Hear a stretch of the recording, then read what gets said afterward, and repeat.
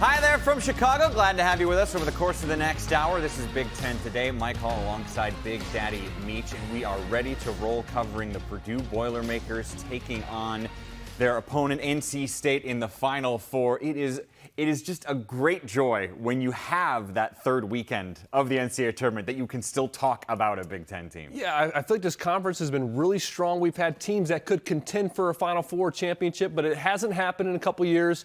And now Purdue playing such good basketball. It's such a great story, so well-deserved. They got the work cut out for them, but they have what it takes to cut down the nets here in a few days. Something like 15 teams in the Final Four since the Big Ten last won the national championship with Michigan State back in 2000. Let's dive right into our big story on today's show, and that is all about the Boilers. They are indeed in Phoenix. Not sure if you heard about UConn. No travel issues for Purdue. UConn ended up not leaving because of plane issues till like 3 a.m. yesterday, but they have officially arrived. Purdue got in just fine. They'll be nice and rested. And I do kind of feel like that's where I want to go first with this. There has been so much attention when it comes to the men's tournament about UConn. Everyone knows how good Illinois was, and UConn dismantled them. That 30-0 run was one of the most incredible stretches you've ever seen a team have. I almost feel like the narrative around this is Purdue's kind of being overlooked, that they're boring, that they don't have a head coach who says crazy stuff like Dan Hurley does. You know, they haven't had a 30-0 run. There's been nothing flashy about them. I kind of feel like they're just, oh, yeah, that team, yeah, they're good. They've been good for so long. I've felt the same, but when I look at this run through the NCAA tournament, and even going back further, the run from last season, the story that Purdue's on is incredible. The story of redemption.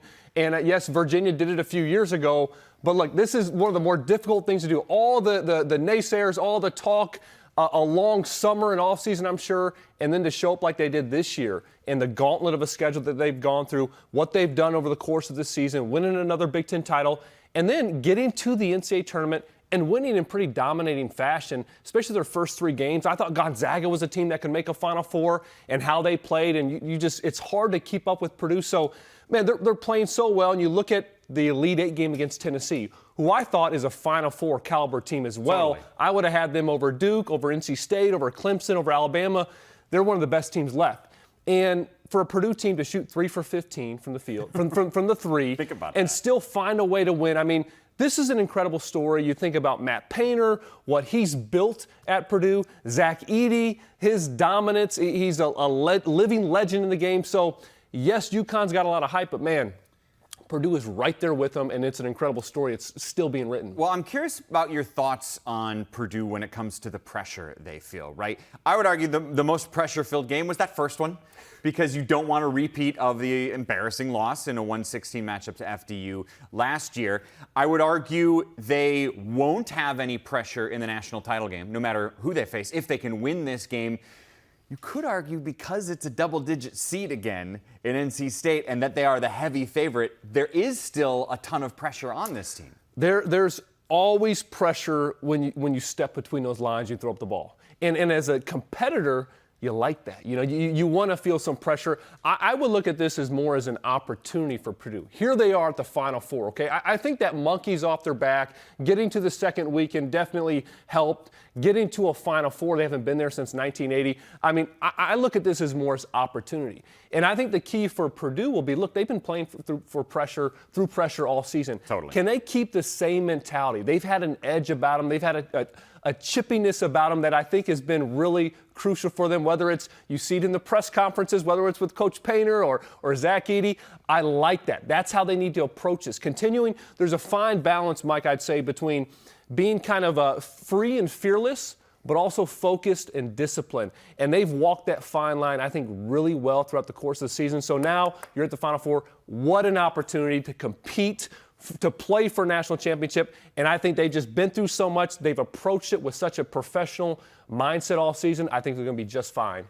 You know, I know a coach and a team of players will never say they're happy they lost a game, right? But if you look back on the last month of basketball, I still think them losing in the Big Ten tournament was a good thing. If you remember, in the game they lost, Braden Smith hurt his leg, right? And every Purdue fan across the country were going, no, this can't be happening. And then they lose the game. They don't move on in the tournament. And I remember talking to some Boilermakers who were like, honestly, take an extra days of rest, relax. This tournament really won't mean anything this particular year for that particular team.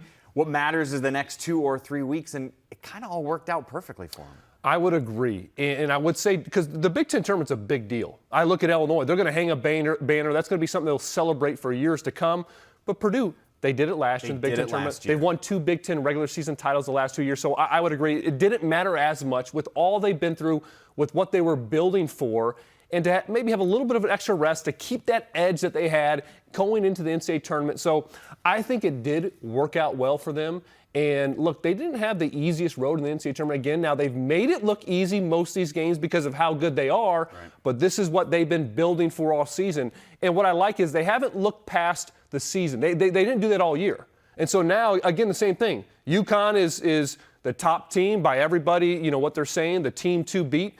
They can't look past NC State to UConn. They've approached it well all season. They got to do it one more time, starting on Saturday. What do you think are the lessons they learned from the Elite Eight game against Tennessee? Because I would argue, when you look back at the FDU loss, the 2 things that stood out was 19% from the three-point line and 16 turnovers. And to something you said a minute ago about how composed and smart they've been, they only lost 10 turnovers in that game, even though they shot only 3 of 15 from behind the line. If there were 6 more turnovers, like in that FDU game, you give Dalton Connect 6 more opportunities to score, Purdue might have lost that game. You can't have both. You're not going to shoot it great every night, but you can't turn the ball over as well. And I think for Purdue, too, they get the ball on the rim. Some of their best offense is going to get it on the offensive glass. And in terms of what did they learn, I think they've learned that they can win tough games. They've beaten tough teams. They beat Tennessee earlier in the year. I don't think their confidence is lacking at all. But it's continuing doing what they've done. They don't have to reinvent anything. You got the best player in the game. They played through Zach Edey. He's got 40 points. He's averaged 30 and 16 in the 4 NCAA tournament games. So continue doing what you play to your strengths. Keep the edge that you have confidence as shooters, despite not shooting well that game. You know, the next game, they got to knock down shots still. Right. Even you look at a guy like Lance Jones, struggled offensively, but the big 3 that he hit, and that's the mentality they've had. And his defense was great in that game too. Yeah, struggled on the offensive end, but that's the same mentality. Even if you've missed a couple, hey, you got to believe in the next shot. And when your opportunity's there, Mason Gillis, Fletcher Lawyer, Braden Smith, Cam Heide off the bench, be ready to knock it down. I look at even a guy like Fletcher Lawyer, who shot the ball really well, did not shoot it great against Tennessee, but kept his pedal on the gas, you know, attacked the basket, scored in double figures, got to the free throw line. So that's, again, this Purdue team, they're playing so well. It's just continuing doing what you've done. Right. Foot on the gas, I think was the phrase you were. That's right. That's right. Thanks, Mike.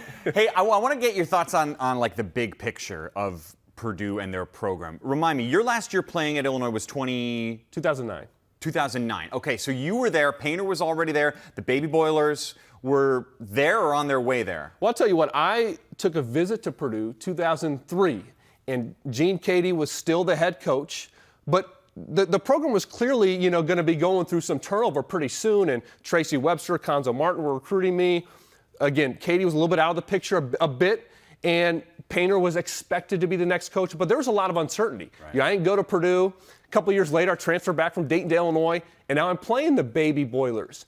Robbie Hummel, Juwan Johnson, Etwan Moore, but I saw those guys, you know, they bought into something when you really didn't know who is Matt Painter, what's he going to be like as a head coach. There's a passing of the torch from a legend in Gene Cady, and, you know, I turned it down, right? But those guys really got it going, and you saw from the beginning how good they were. You add in guys like Chris Kramer, hated playing against him, Keaton Grant. So I saw the beginning of this Matt Painter really kind of dynasty now that he's building, and probably the best culture in the Big Ten right now in terms of I feel like a family atmosphere. We hear Raphael Davis talk about it. We hear Robbie Hummel talk about it. So I have a ton of admiration and respect as a Big Ten fan, as a former Illini, competing against those guys, watching what Coach Painter has built, and now to see them break through, get to a Final Four, have this continued success, but now the opportunity to win a championship. I'm a big fan of Painter in this Purdue program, and hopefully they can cut down the nets here soon. Well, and that's one of the things that's interesting is, we talked on yesterday's show about the recruiting style of Matt Painter, and that he had a long stretch where he was trying to get very highly regarded recruits, which he has done, right? Caleb Swanigan was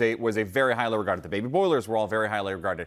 But a while back, he mostly shifted his focus to guys that he just believes in, guys that he knows want to win, want to work hard, and that he sees skills regardless of their recruiting rankings or what have you. And you look at their top 5 scorers on this year's team, 4 of them are 3-star recruits. Only Fletcher Lawyer was a 4-star.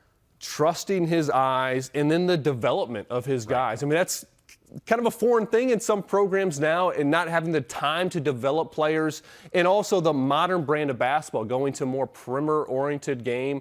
And he's found something in identifying good young big men that might be a bit raw, that might be overlooked, and bringing them in and developing them over the course of their career. Zach Edey, there's no better example of that. But then, some other homegrown guys like Braden Smith right there from Indiana. So I think trusting his eyes, believing in himself, believing in his guys, and then the time, the effort to really develop them so that they can be the best individual players and fit in this team concept. I mean, it's a little bit old school in today's day and age, but he's done it so well. And then also to bring in, you think about, okay, the transfer portal, and bringing in a key piece like Lance Jones that wouldn't have been on anybody's, top 10, probably top 50 list of transfers, but one of the most important, impactful transfers in the whole portal last year. Right, and he's proven, Painter he can win various ways. He's winning with the big now, but when Carson Edwards was on his team, right, they won with a small guard going crazy, scoring 40 points in NCAA tournament games. He's been able to be flexible. And I think that's what's made him such a really successful coach is not just what you're talking about, the ability to find the right guys who are overlooked, to find the right guys in the portal like a Lance Jones. But I'm glad you brought up his development as well. One of the big differences on this year's team is clearly Braden Smith. What he's gone from last year, which was a nice freshman, to what he is this year, which is an excellent sophomore on this team. How about this for a stat? He is 13 assists away from the all-time Big Ten record for most assists in a season. I think he might get it, too. I think he might get it in this tournament. And sometimes you look at their loss last year, do they need to kind of blow up this big man concept? Do we need to get different guys in?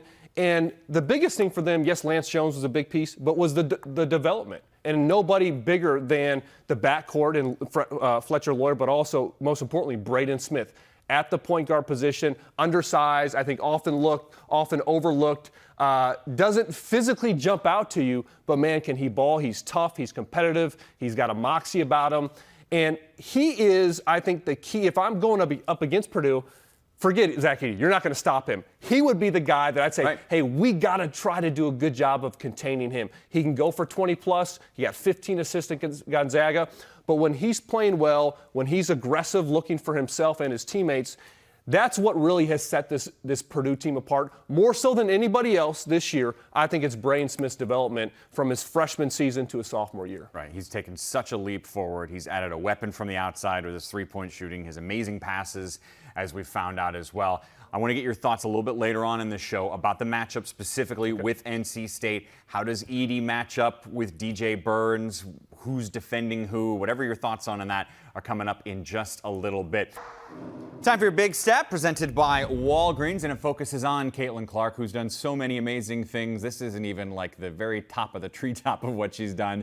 She's the all-time leader in scoring for a career and a singles season. She just won the Naismith National Player of the Year back-to-back, first time since the great Brianna Stewart did it. And, of course, she's been the Big Ten Player of the Year and Big Ten Tourney MVP back-to-back. Here's what Clark had to say yesterday after she won the Naismith. All right, well, thank you. I appreciate it. Thank you to the Naismith Award. You put on a first-class ceremony, and I've been here the last 3 years, and it's been very cool to see how this has grown. Every time we got to get bigger and bigger rooms, so I think that just speaks to where women's basketball is. Congrats, Cameron. It's been fun to watch you this year. Congrats, you too. But like I said, I think it's been a special year for women's basketball, so to win this award is really special. But to be back here playing with my team, I couldn't script it any better. I know some of them are here somewhere back there. I'm not really sure. Oh, right there. Thank you for being here. I love you guys. This is just as much yours as it is mine. And my parents are here, and I love you guys to death. And yeah, I'm just very grateful and thankful. And I'll see you on Friday night. Yeah, she's a talented lady. There's nothing Caitlin Clark can't do. She can play a musical instrument as well. Might as well. You're in Cleveland, home of the Rock and Roll Hall of Fame, after all. Speaking of Cleveland, we're trying to drum up some interest in the game by checking in with our crew who joins us now on site. Ladies? Thanks, Mike. We have made it to the land where Caitlin Clark has picked up another Naismith here with Steph White and Christy Winters. Got a lot of basketball experience between the two of you, between playing and coaching and analyst. Have you ever seen anything like this in your careers when it comes to Caitlin Clark? No. I've not seen anything like this, and not just because of the popularity of Caitlin Clark and the way that she's captivated, the country, but I mean, she's like a rock star. You go into the hotels and areas are roped off, and there are hundreds of people just waiting to see her, and it's not like anything that I've ever seen. No, same. I've never seen this before. And if you go back in eras and back in the day, if Cheryl Miller had social media and all these things, there may have been a different kind of evolution of the game. It may have been more rapid, but I love what we're seeing with how she's galvanized sports, not just women's basketball, but we've seen little boys, little girls just running after her, running after the buses. After the games, you see that the minute left on the clock, they're swarming the court just to get a glimpse or a hello or an autograph, and that's what it's all about.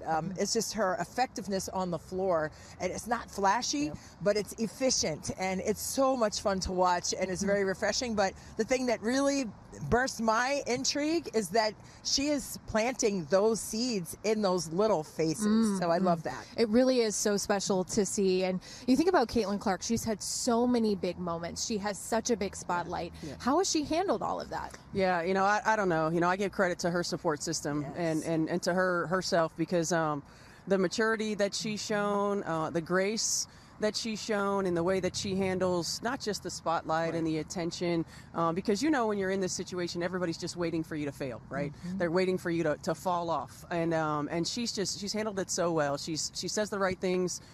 She does the right things, and I just give a ton of credit to her support system for, helping her maintain perspective and understanding the bigger picture. Yeah, and I think, in those commercials where you see her parents hugging her and giving her the heart sign, and I mean, those good feeling moments are what it's all about. And yes, Lisa Bluter included, I think she's molded and encouraged these young women to be the leaders that they are, and to do it, like Steph said, with grace and conviction, but also humility. Yeah, how Caitlin Clark has handled all of this. Such a role model for anybody looking at the game of basketball. You think about women's basketball. Has Caitlin Clark forever changed it? I think so. I think that it's a perfect storm, so to speak, for women's basketball, and whether you're talking, Caitlin Clark, you're talking great players that we have right now, Paige Beckers, who we're going to see, certainly Angel Reese, who we just saw, Juju Watkins, who's coming up, Hannah Hidalgo, who's coming up. I mean, this is a moment where social media and the opportunity to see these games in prime time, intrigue, all of these things are coming together. And I think we've got a great group of young women who are leading us through this moment, who are continuing to move the needle, who are continuing to challenge social norms when it comes to what women's basketball and women's sport is about. And I think that it's forever changed. Yeah, for sure. I mean, when you see all those little faces, that's what I was alluding to, just how that is motivating for them, because you heard the story with Caitlin Clark and Maya Moore, and how she was at Minnesota Lynx games and how that motivated her. So it's all about building year by year, day by day, minute by minute of the possibilities. And I think that is what is most encouraging to the youth, is to know that these things are possible and this is the new normal. You think about Caitlin Clark, already such a legacy. would a national championship do for that legacy? Well, you know, every time you have the GOAT conversation, it's about how many championships have you won, right? And it's hard to be in the conversation without winning championships. Now, the landscape of sport has changed, so I argue that oftentimes, but I think it really would put her in one of those greatest of all time conversations. No doubt about it. I mean, you've won a championship with Purdue. I got to the Final Four and didn't win, so I know it feels different to win. So I know it would definitely be the exclamation point on what has been a most terrific career for her in all ways, and not just the accolades, but just what we were talking about, how she's been able to galvanize sports and hope and all the possibilities that come with it. And I know we are so excited for so many more special moments this Final Four weekend. Coming up, we're going to preview the first step to getting to a national championship for Iowa, and that's that Final Four matchup. For now, Mike, back here with Christy and Steph to talk the showdown between Iowa and UConn, two of the nation's top offenses. We're going to see two of the nation's top scorers in Paige Bueckers and Caitlin Clark. And you think about both of these teams, how do they make it here to the Final Four in Cleveland? Well, it's been a journey, you know, for both of these teams and for both of these programs. It's been a journey. Iowa, I remember when the matchups came out, they have the toughest road. Yes. I had their first round matchups in Iowa City, and they looked tight, right? They looked like they were playing not to lose instead of playing to win. They weren't playing free, maybe playing with a little pressure. But I thought in Albany, you know, they certainly looked like a team that was on a mission. They looked like a team that felt free, that felt loose. There's a lot of question marks, right, coming into the season for them, and I think that they've answered every single one. Players have stepped up in the moment, and now they're on their quest to win the national championship. Right, and I was up in Stores for rounds 1 and 2 with UConn, and they were so dominant in terms of their execution. They just stayed disciplined, and when you see them not take a bad shot, right, you see them rotating defensively, and not that they don't make mistakes, but it's very minimal. And it's really a sight to see when you have a team that stays the course and they understand their assignments in their roles. And you saw the young players stepping up. You saw Shade stepping up. You saw Arnold stepping up with a clutch bucket in the last minute against Syracuse, who fought back to try to win it. But they have really come together with 6 players essentially down with injuries. They have more players hurt than they'd have playing almost, and they've been able to sustain their level of focus. And to me, that has been the most impressive. And I think the resilience of that team. Oh, you know, for you sure. think about UConn, and there were many times where you even heard Gino exasperated. Like, I don't know why this is happening, and continuing to have injury after injury. So their resilience to be able to put themselves in position to be in the Final Four, you know, I think is incredible. The question to me for Iowa is can you avoid a letdown?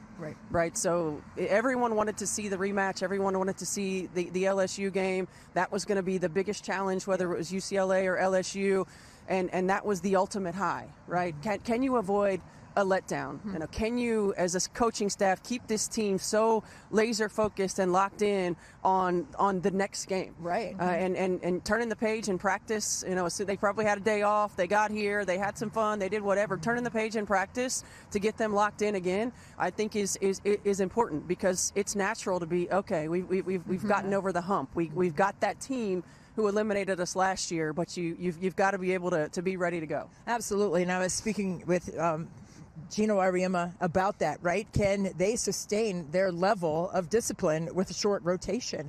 And I heard him say, hey, we have half our team hurt and we made it to the Final Four, but I tell you what, we're not satisfied with being here. We don't do that at UConn. We're here, but we're here for a reason. And I think when you hear him speak that way, you understand that they get it from him, right? The confidence to stay locked in. Yeah, both teams have exhibited a ton of focus throughout the tournament.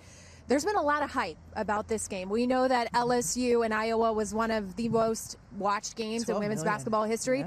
Already been a lot of hype about this matchup. How have both teams handled that hype, even coming out of some of the press conferences here in Cleveland already? I think they've handled it well. You know, I think you have 2 veteran coaches who understand the moment, who can keep them locked in and focused on keeping the main thing. You know, I think Iowa probably learned from a year ago how many activities there are at the Final Four, how many responsibilities there are at the Final Four, and you know, the next time around, maybe you pick and choose the things that you do and the things that you go to, and the ways that you keep your team focused and locked in, because it's exhausting. You know, Gino's been here before. And he understands that, and being able to maybe shield his team from some of those things and keep them engaged on keeping the main thing, I think is critical. But I think both teams, with their veteran coaches, I think with their leadership of Paige Beckers and Caitlin Clark, and their experience now of having been here before, I think that certainly helps. Mm-hmm. And you just mentioned Paige Beckers and Caitlin Clark.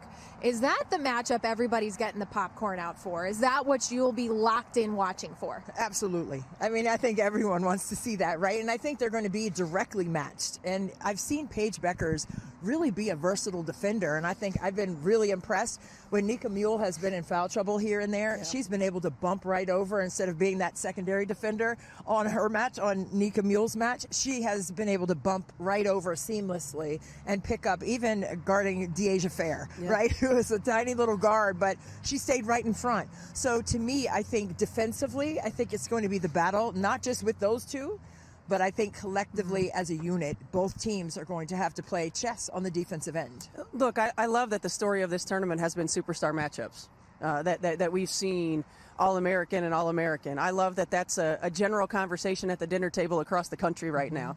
And so certainly, yes, that is the matchup to see. That is the one that everybody wants to watch. But for me, it's a supporting cast. It's who's going to step up. The key for Iowa to me has always been Kate Martin and Gabby Marshall. Are they going to continue to knock down threes? When they do, Iowa's successful. I thought Sydney Falter played great. Hannah Stolke has been playing great as well. But it's the supporting cast. And for Connecticut, can they stay out of foul trouble, as Christy alluded to, and can they get production from multiple people on the floor consistently? UConn's going to throw something crazy at Caitlin Clark, so you got to be ready for that, and everybody else has to be able to knock down shots. Absolutely, and I think Aaliyah Edwards may be the X factor, right? She and Hannah Stolke are going to be matched up. We're talking about Paige and Caitlin, but let's not forget about the trenches and the interior play, because I think that's going to be a huge factor. Staying out of foul trouble, glass work, and finishing in the paint. Absolutely. Yeah, we know that Paige Beckers and Aaliyah Edwards combined for 50-plus points in their last outing. And we know Iowa very much in the hunt for their first national championship. For now, Mike, we'll send it back to you. To women's lacrosse we go, and man, did things go well for Maryland in their last match. It was a 1-versus-2 matchup, and Michigan had an early lead, but the Terps came back strong and got excellent play in the net from Emily Sterling. They came back to get the win 8-6. They got another huge matchup coming this weekend, as it feels like they always have here in the Big Ten. And it's time for our big interview, which is Maryland lacrosse Emily Sterling, the goaltender who's joining us now, two-time goaltender of the year in the Big Ten. And it was such a big win last game for you against Michigan. It was a road win as well. But it was such a great comeback for your team. Down early, came back. What changed for you guys? I think it's just about knowing that fight that's inside of us. We had kind of prepared for the game all week. We were really excited leading up to this Michigan challenge, but we kept saying it's all about Maryland, it's all about the Terps. And kind of once we got comfortable throughout that first half, we were really able to settle in the second half and just get back to our Maryland lacrosse roots and do and execute the things that we had talked about all week. You've said in the past your head coach's pregame speeches are, quote, one of the best things ever. Why? Absolutely. She just knows exactly what to say to fire you up. Yeah, everything's always about the Terps, and she just makes you feel the love, feel so prepared for the moment that you're about to compete in, that you're ready to run through a wall for your teammates, for every single person next to you, and you're ready to just take on the field together. So what was her speech like in that Michigan game? Once again, kind of just all about the Terps. Like, we've been working on the little things throughout the season, and we still, as a team, feel like we haven't put a complete game together yet. And that was kind of our goal for the Michigan game. Even though we feel like we still didn't put that complete game together, our goal was just to step out, do the things that we're good at, like individually just do like the little pieces that you are known for, and it's going to contribute to the success of the team as a whole. Let's talk about you specifically for a little bit. You started playing in goal pretty early on in your lacrosse career, right? Yeah, so it was just like a little all-star team that was thrown together when we were young in like a clinic league. And I was like, I'll play goalie. And I absolutely fell in love with it. And I just couldn't get out of there, much to my parents' worry and disregard. But I hopped in there and I absolutely loved it. Oh, man, their little girl is getting fired on at all times. They have to hate it. Yeah, they didn't love it at first, but they've learned to love it now. All right, I've never been in that position. My guess is it's a little lonely at times all by yourself. A little bit sometimes. Like when you're younger, you kind of like pick a couple songs to sing to yourself back there. But as you get older, you learn to love the girls that you're playing with and just being able to talk to them throughout the game and just like enjoying every single moment together. Okay, so no more song singing? That's a thing of the past, or you still do it? A lot more celebrating now. What is the thing that people get wrong about being in goal? What don't they know about it? I think about how mental the position is. I feel like you are the only person on the field that is playing in that position on your team at one time. So I really think just a lot of it is like in your head, you're just consistently thinking about the next play or what you could have done to save the shot beforehand. And like being the only person back there, you do have a lot of time to think. So just like, of course, the mental game is relevant throughout the whole field, but I think specifically as a goalie, it kind of puts a little extra burden on that side of things. So what is your goal? What are you doing when everybody's on the other side of the field? Honestly, my only goal when everybody's on the other side of the field is like to stay checked in because there's nothing I can do in that moment except for cheer on my teammates. So I always remind myself, I'm like, the most important play is like right now, if like Shay or Livy or Hannah has the ball at the other end of the field, like that is the only thing that matters like in that second. So I just try to focus on like staying present, staying ready for the next play. When was the last time you scored a goal? Probably since I picked up a goalie stick. So like 11, 12 years? Probably I was like 11 or 12 years old. Do you miss it?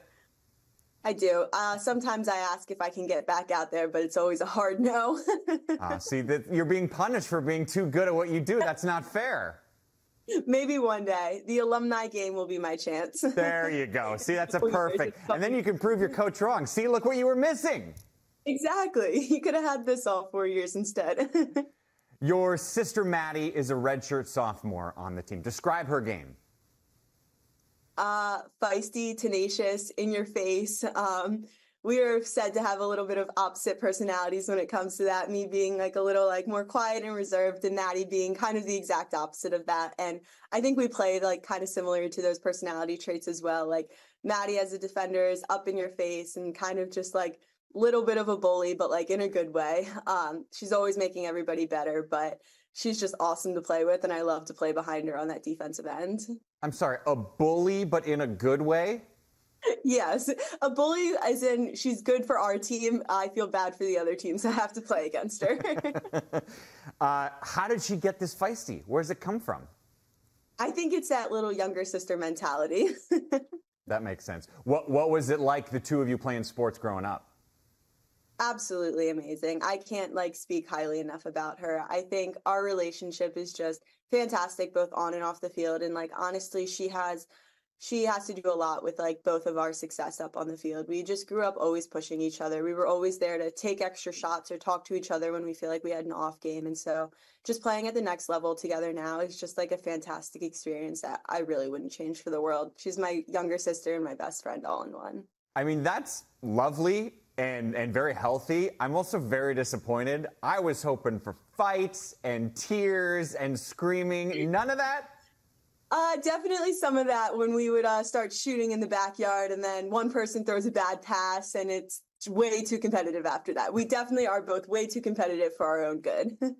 What was her recruiting process like? Yeah, she was highly recruited in her class. And I actually said before, like, throughout Maddie's recruiting process, I like really kind of wanted to take a backseat. I wanted her to come to Maryland 1,000%, so we had the opportunity to play with one another, but I really wanted her to have the opportunity to make the decision that was best for her.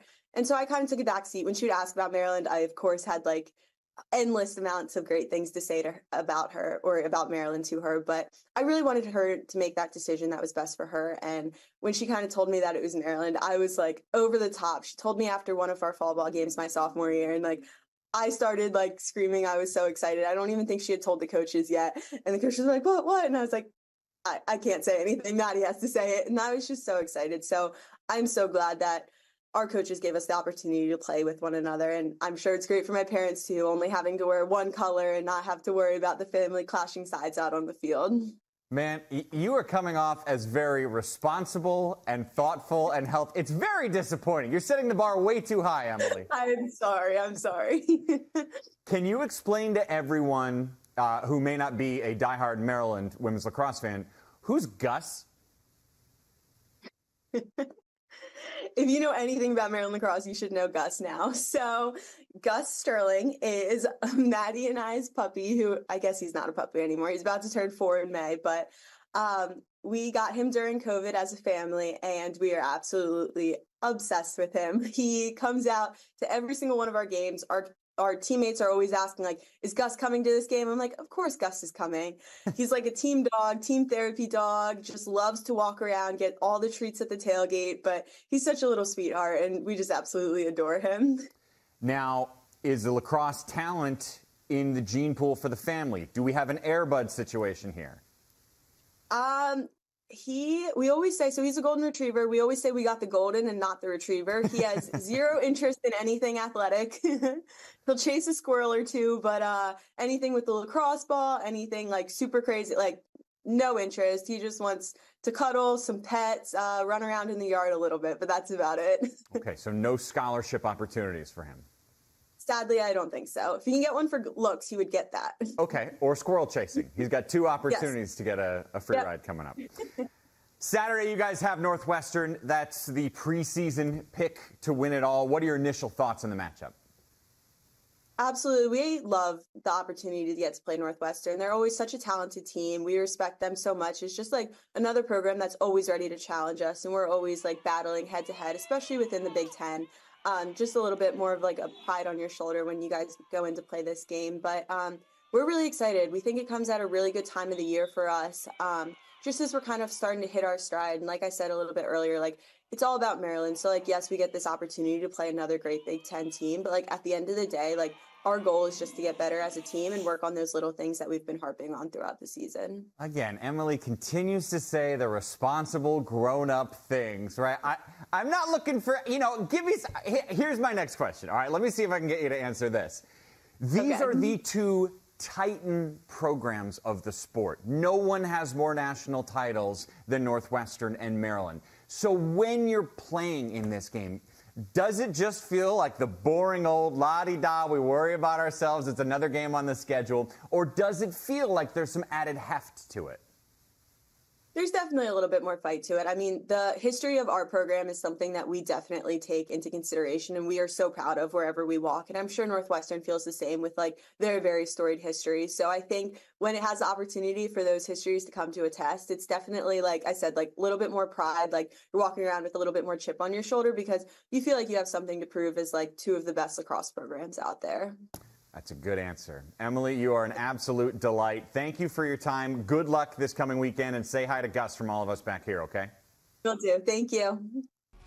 Well, here's a look at something Zach Edey has done. More than 900 points and 450 rebounds in a single season. The list of people who've done that is incredible, but look at the most recent one. Larry Bird. That's wild. The last guy to do what Edey has done this season, and he's got 1 or 2 more games to do it. Back here talking men's hoops with the king of queso, Big Daddy Meach. Okay, so Zach Edey this year. I was on a radio show yesterday, and the person asked me, they were like, hey, tell us about Zach Edey. I feel like we don't know him. And I was like, how do people not know a guy who's the 2-time National Player of the Year? You're going to get to know him this weekend, I'll tell you that. Just seeing that list and the amount of time it's been, I mean, it kind of puts into perspective how great he's been. And I think, when you look at someone who dominates like him and it almost looks like it's easy, well, that's what greatness does. They make hard things look easy. That's what Zach Edey's done all season. No time was it bigger than against Tennessee. 40 points, 16 rebounds to go to the Final Four. Man, it's been fun to watch his growth and his development. Played 39 minutes that game, so dominant. But, man, his skill, his conditioning, his motor, his mindset, it's top level and a true legend in college basketball. You know what you're going to get from him in the NC State game. What's something else you're looking for? What's the first thing that's on your mind? You're going to be like, I'm looking for this to see if Purdue's going to win or lose that game. Well, I always look at Braden Smith because I love how he conducts a game. But this specific game, I'm looking at Zach Edey versus DJ Burns on NC State. And NC State likes to play through the big man, kind of like a Zach Randolph type, lefty, big body, great touch around the hoop. But here's the deal.